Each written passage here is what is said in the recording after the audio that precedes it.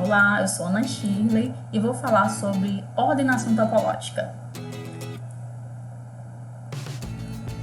Imagine que seja dada a você uma lista na qual uma lista de tarefas, na qual alguma dessas tarefas, ou até mesmo todas, tem uma lista de outras tarefas que precisam ser realizadas antes dela. E o seu objetivo seria criar uma lista na qual essa prioridade que existe entre algumas delas seja ainda satisfeita. A solução desse problema é uma ordenação topológica dessa lista.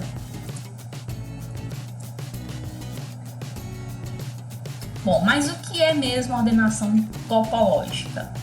Para a gente falar de ordenação topológica, a gente vai falar primeiro de ordem parcial. Vamos aqui entender o que é ordem parcial. Bom, a relevância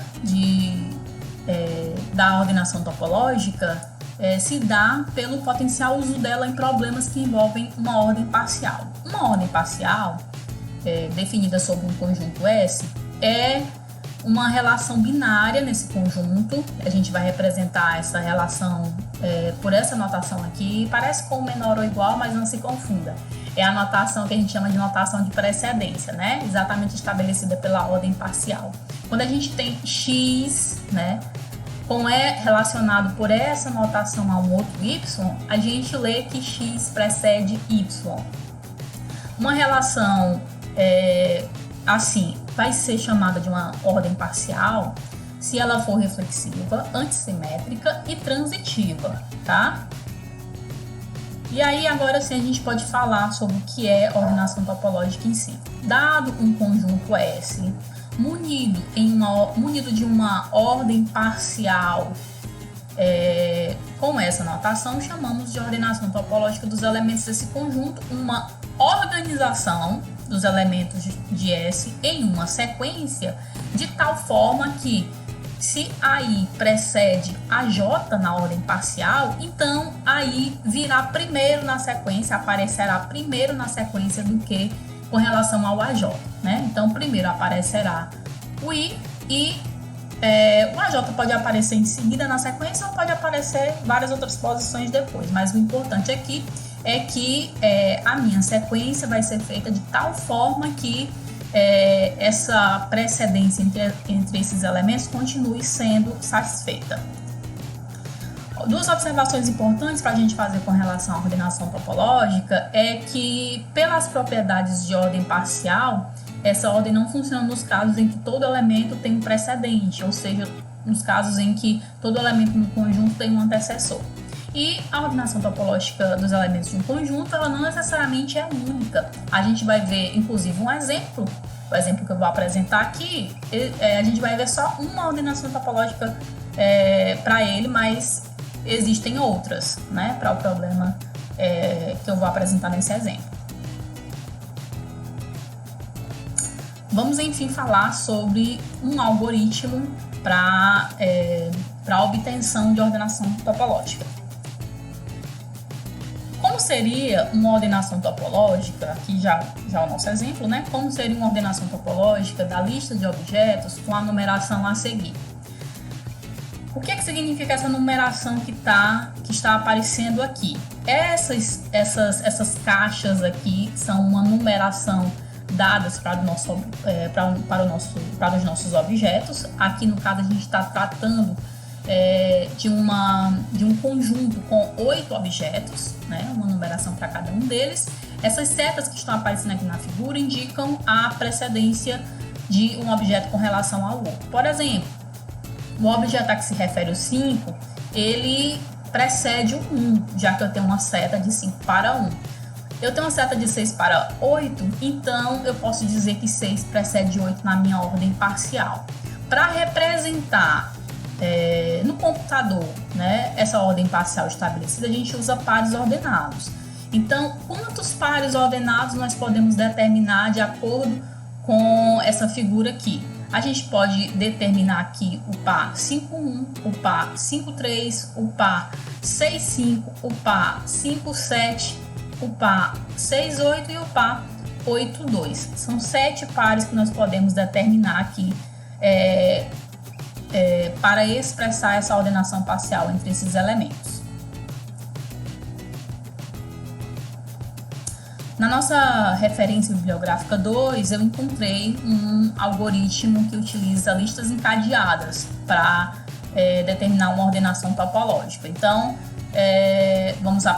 vou apresentá-lo aqui e a gente vai entender como é que ele funciona. Bom, o algoritmo é um pouco longo, eu vou explicar aqui cada um dos laços dele, tá? Então, como é que nós vamos fazer? O objetivo aqui a ideia central da ordenação topológica dada por esse algoritmo é a seguinte: nós temos uma lista, nós vamos considerar uma lista com N objetos, tá? E nós vamos procurar entre aqueles objetos algum que não tenha antecessores, que não tenha predecessores. O primeiro que o algoritmo encontrar é o primeiro que vai estar na minha saída, né? Retirando esse objeto entre os meus N objetos, eu vou agora ter uma lista com N-1 objetos e que ainda satisfaz a ordem parcial estabelecida inicialmente. Portanto, a gente vai repetir o procedimento feito antes a esse conjunto restante. E vamos fazendo assim até que todos os objetos do meu conjunto estejam na saída. Então, a ideia geral é essa. O que acontece em cada um desses passos aqui? Bom, nós vamos, para cada i de 1 até n, né, para cada um dos meus objetos, eu vou criar uma lista encadeada, tá? Essa lista encadeada, cada uma delas vai ter um nó cabeça. Então, como é que vai acontecer? O que é que vai acontecer nesse primeiro laço aqui? Nesse primeiro laço, nós vamos criar o nó cabeça de cada uma dessas listas. Esse nó cabeça ele vai ter dois campos, o campo contador e o campo próximo, que inicialmente vão ter os valores 0, o campo contador, e o campo próximo vai ter vazio. O que é que significa? Qual é a função do nó cabeça em cada uma dessas listas? Bom, o campo contador desse nó cabeça em cada lista, ele vai contar o número de predecessores, ou seja, o número de antecessores do objeto i. E o campo próximo vai apontar para o sucessor, né? Para o próximo sucessor do meu objeto i. Então, nesse laço, nós vamos atribuir esses valores para os campos do nó cabeça de cada uma dessas listas. No nó seguinte, nesse nó que está aparecendo aqui em seguida, o que é que nós vamos fazer? Nesse nó seguinte, nós vamos ocupar uma posição da memória, né, PT, uma posição com dois campos, o campo i e o campo próximo. O campo próximo vai apontar para o próximo do CBJ, né? Que para todos os números, para todos os objetos i de 1 até n, eles estavam até aqui com o valor 0, né? Todos os campos contadores e o campo próximo estava com vazio, né? Então agora vai apontar sempre para o sucessor de j. Qual é a função aqui desse PT aqui para o i variando de 1 até n? Lembre que m aliás, eu não tinha falado, mas m é a quantidade de pares ordenados. Esse algoritmo ele requer 3 entradas. A primeira entrada são todos os pares determinados pela ordem. A segunda entrada seria o número n de objetos e a terceira entrada seria o número m de pares ordenados obtidos. Então, nós damos essas 3 entradas e aí nesse segundo laço aqui, então, o algoritmo vai pegar os valores, né, variando de 1 até m, ou seja, vai pegar todos os pares ordenados, né, que eu determinei pela ordem parcial e vai levar, vai chamar cada um desses pares, cada iésimo par ordenado, nós vamos chamar de um par ordenado JK, né? Então, J vai ser a primeira coordenada e K vai ser a segunda coordenada. Bom, se eu estou dizendo que o iésimo par é JK, então o J precede K, e eu posso dizer então que o J é um antecessor de K e o K é um sucessor de J. Como é sucessor de J, a gente, o primeiro K que eu encontrar aqui, ele vai já ser colocado lá na lista de sucessores para o meu K, né? Já que o pai é JK, então o J vai estar na lista de antecessores de K e o K vai estar na lista de sucessores de J. Então, o meu nó cabeça lá, ele vai agora apontar para o próximo, né? Que no caso vai ser esse K aqui, de acordo com essa denominação que nós estamos fazendo. E já que o J é um antecessor do K, né? Nós estamos determinando aqui que cada iésimo pai é JK. Então, esse J, ele sendo um antecessor, nós vamos aumentar, fazer um incremento do meu campo contador do K em uma unidade, né? Então, desse modo aqui, executando todas as iterações desse laço aqui, nós vamos ao final ter as nossas N listas encadeadas e os nó cabeças lá no campo contador. Nesse campo contador dos nó cabeças vão aparecer a minha quantidade de antecessores para cada objeto. Em seguida, o algoritmo vai percorrer todos os nó cabeças atrás de um nó cabeça que tenha contador 0, ou seja, de um objeto que não tem antecessores. O primeiro objeto que ele encontra, ele também vai para a saída, né? Ele é direcionado para a saída, como aparece aqui, tá? E aí, a sua lista de sucessores, né? Os seus sucessores, na ordem em que eles apareceram lá, eles vão sendo retirados da minha iésima lista encadeada para cada i. Cada vez que eu tiro um sucessor, o número de antecessores, na verdade não é nem cada vez que eu tiro um sucessor, é que como eu retirei de cada objeto i, como eu retirei o i, né, que tem nó cabeça posição, que tem contador do nó cabeça 0, quando eu retiro esse objeto, aí a lista de sucessores deles vai ser apagada e cada sucessor deles vai ficar com um antecessor a menos, né? Já que eu tirei esse objeto i da lista. Então, eu vou ter que ir lá e fazer um decremento, né, de uma unidade no meu contador daquele sucessor que foi retirado, do objeto que foi retirado lá, né? Do sucessor lá da lista. Bom, se quando nós efetuarmos esse decremento, o contador desse sucessor ele chegar a 0, então esse sucessor também vai para a lista de saída, senão o algoritmo vai trabalhar agora com o próximo sucessor daquele objeto que foi retirado da lista e vai fazer esse teste também, né? Então, cada vez que o campo contador do nó cabeça dos sucessores chega a 0, esse sucessor também vai para a saída, além de eu ter tirado o objeto i, também o sucessor dele, caso o campo contador chegue a 0, também vai para a saída. E eu vou executando isso até que eu tenha todos os objetos retirados da lista.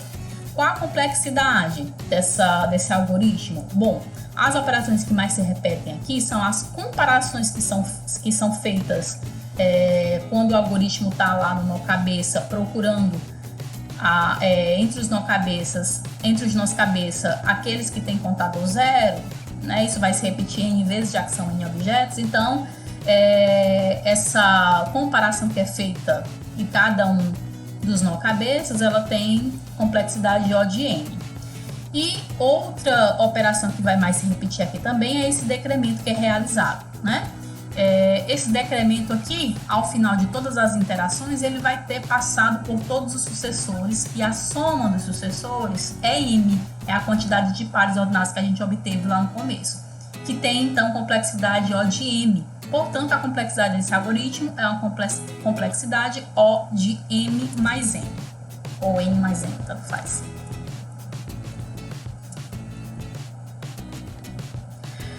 Bom, voltando daquele nosso exemplo lá, os pares que a gente consegue determinar pela ordem parcial são esses aqui, inclusive a gente já tinha falado lá no começo, né? Então, são 7 pares, e aí o n é igual a 7, e são 8 objetos, então temos aqui as 3 entradas, né, que o algoritmo precisa. Utilizando o algoritmo, a gente obtém essa ordenação topológica aqui, para aqueles objetos dados inicialmente. Observe que aqui a ordem parcial estabelecida inicialmente, ela continua sendo satisfeita, ou seja, eu escrevi uma sequência daqueles objetos de tal forma que o 6 ainda precede o 8 ainda precede o 2 e assim sucessivamente. Eu trouxe algumas aplicações interessantes de ordenação topológica, por exemplo, na referência 3 se usa a ordenação topológica para introduzir uma nova técnica para a ordem de frases, que é o problema de ordenar as frases, né, de modo a possibilitar a coerência, né, que elas fiquem na ordem correta. Na referência 4 se usa a ordenação topológica para propor um método de ordenação para sentenças de sumários multidocumentos. Na referência 5, explora-se uma estratégia de classificação estável baseada em gráficos de comparação e se usa a ordenação topológica para mapear o gráfico para um domínio linear. Na referência 6 foi onde eu encontrei a aplicação que mais me chamou a atenção, que foi usou-se a ordenação topológica para apresentar um algoritmo que otimiza a ordem em que os caracteres chineses são aprendidos. E, por fim, na referência 7, se apresentou um algoritmo que usa a ordenação topológica para melhorar a solução dos problemas do tipo job shop, que são problemas que sequenciam operações de um conjunto de máquinas e um conjunto de tarefas, né, em função de um objetivo. Aqui estão as referências que eu utilizei e agradeço a todos pela atenção.